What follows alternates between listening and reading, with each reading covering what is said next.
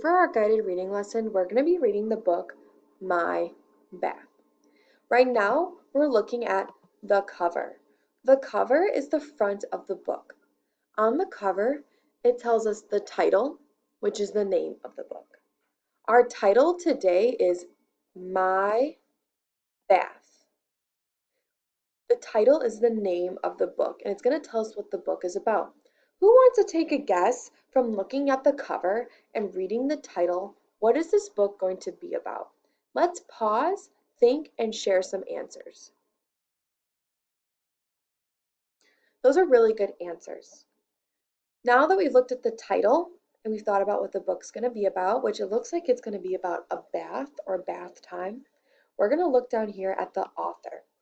The author is the person who writes the book. They write the pages in the book. So the author writes the pages. The author writes the pages. In this book, we also have an illustrator because this book has drawn pictures. If you think back to yesterday's book, those were real pictures taken. Today, these are illustrations or drawings. The illustrator draws the books. The illustrator draws the books or the pages in the book. Our author is Elizabeth Jane Pustelnik, and our illustrator is Marcus Cutler. Before we read the text, we know that this is going to be about a bath. So this is probably going to be nonfiction because it's about real things. Even though the pictures are drawn, these are all real things that we can use when we're taking a bath. Nonfiction is about real things. So scholar, when I say nonfiction, I want you to say, when I say nonfiction is about, I want you to say real things. Nonfiction is about, nonfiction is about. Good job. So we know that everything we're reading is going to be about real things. Yesterday, we talked about the pattern in our book, The Market, and how the pattern was the blank. This book also has a pattern. The pattern in this book is going to be my blank. So on each page, we're going to see the word my. The pattern is my blank. Repeat after me 2 times, scholars. The pattern is, good job. The pattern is my blank. Let's turn the page and start reading. Good readers always start on the left side of the page when we're reading. So now that we're on the first page, I'm going to draw an L because I know I want to be a good reader and I want to start on the left side of the page because good readers read left to right. Get your reading finger ready. We're going to point under each word as we read. This helps us focus on the words and this helps us read the book and understand what's happening. So we're going to point at my, put your finger under my tub.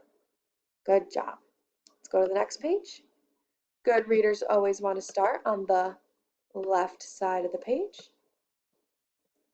And we're going to put our fingers under the words and read my water. What side of the page should we start on? Let's pause, think, and can a scholar tell us what side of the page should we start on? The left side. Very good. And where should we be pointing as we read? Under the words, my bubbles. Good job. What side of the page do we start on? The left side. And where do we point when we're reading? Under the words, my toys. Very good, scholars. Let's keep going. Before we go ahead and start reading, how many words do we see on the page? Let's pause, think, and answer. Good job, scholars. There's 2 words on this page. Let's also look at this page.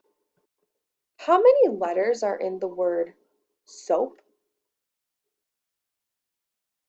Good job. There's 4. 1, 2, 3, 4. So let's go ahead and read this page. So we want to start on the left side. We're going to point under each word as we read. My soap. Since we know the pattern is my blank, what do you think the first word on the next page is going to be?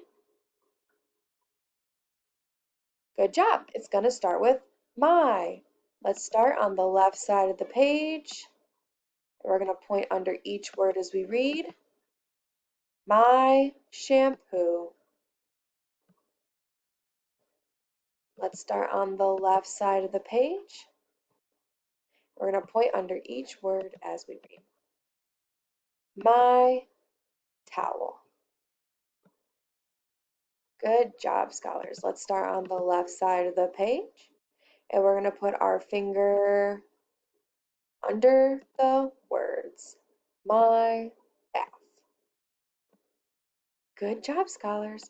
Now, let's go back and just think a little bit about what we read.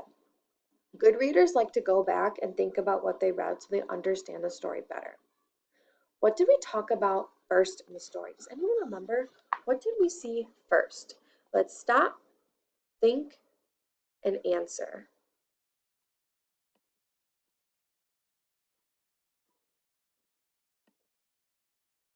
Good job. The first thing we talked about was my tub, because that's the first step in this child taking their bath. What kind of toys did he have in the tub? Because we saw a picture of him playing in the tub with some toys. What kind of toys do we see? Let's stop, think, and answer. Good job. There's like letters and rubber ducks. There's a shark, an alligator, and boats. Lots of different toys. Does anyone remember? After the boy used soap, what did he use next? Let's stop, think, and share the answer. Let's go and double check. Good job. The boy used shampoo after he used the soap. After we read the story and we saw all the different things, what other things do you might use when you take a bath? Let's stop, think, and answer. Good job. Those are lots of different things you can use when taking a bath. If we go to the last page, we see the boys dried off with the towel, or the second to last page, because this is the last page, my bath. What do you think the boy's going to do after he dries off with the towel? Good job. The boy is probably going to put on clothes or pajamas, and he's going to be all done. Good job today, scholars. Everyone pointed under the words. We looked back and made sense of the story. We thought about what would come next.